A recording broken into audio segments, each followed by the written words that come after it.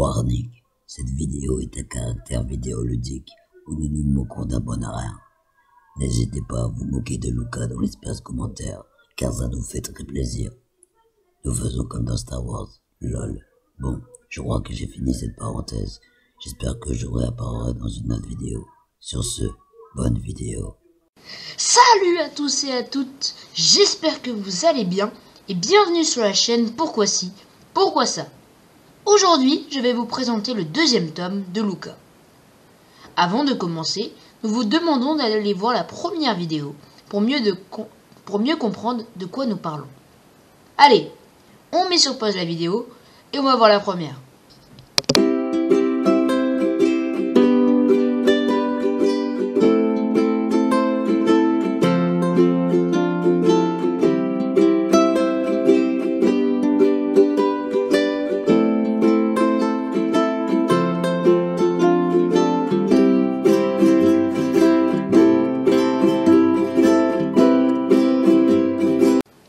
C'est bon?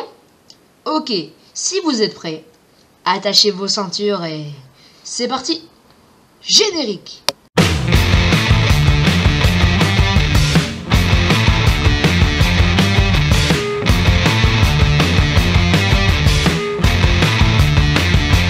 Bon, Luca, tome 2. Dès le début de l'histoire, nous allons voir un peu ce qui s'est passé avant la mort de Nathan. Comme si Nathan, jour après jour, retrouvait ses souvenirs. C'est ce que nous verrons tout au long de l'histoire. Nathan retrouve petit à petit ses souvenirs d'avant sa mort. Mais nous parlerons de ça plus tard.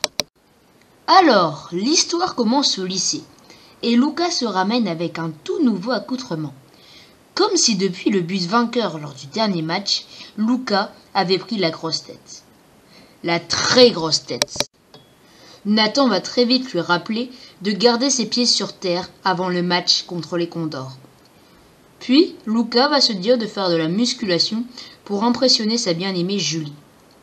Hélas, Luca va se blesser et louper les prochains jours de cours.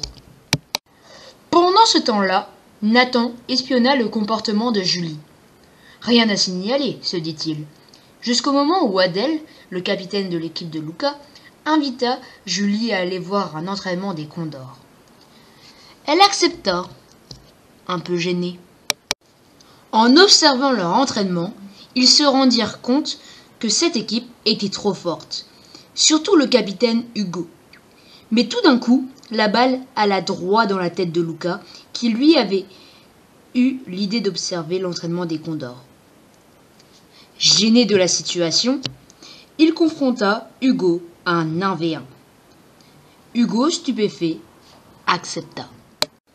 Le seul problème, Hugo était beaucoup trop fort. Pendant ce temps-là, au lycée, Nathan s'amusait et observait dans le vestiaire des filles, en se disant que c'était trop bien la vie de fantôme. Mais tout d'un coup, il vit l'entraîneur de Luca, accompagné du professeur Ripaton, en train de discuter de la faillite du club. Ripaton promit à l'entraîneur que si son équipe était reléguée, ça serait la fin de son équipe.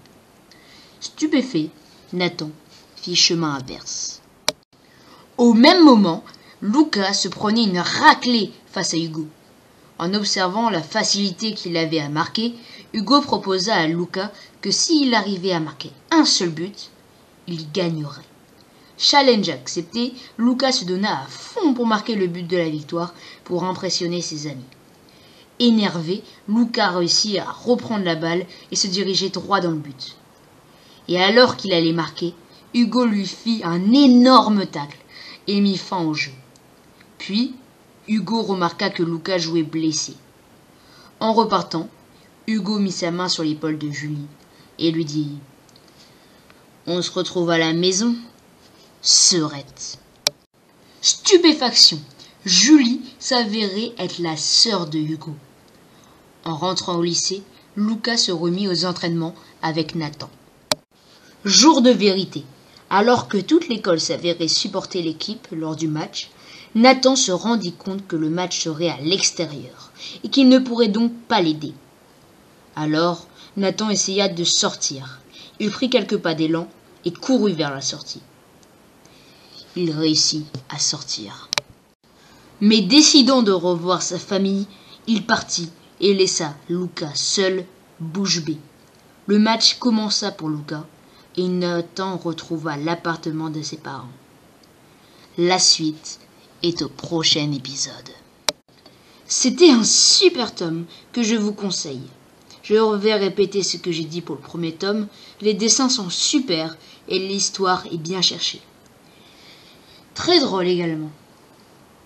Il y a du suspense et ça rend le livre encore plus intéressant. Donc je le conseille. Merci de m'avoir écouté. Si ça vous a plu, n'hésitez pas à vous abonner et à lâcher un like, car ça nous fait très plaisir et ça ne vous coûte rien. Sur ce, on vous remercie et on vous dit à la prochaine. Ciao.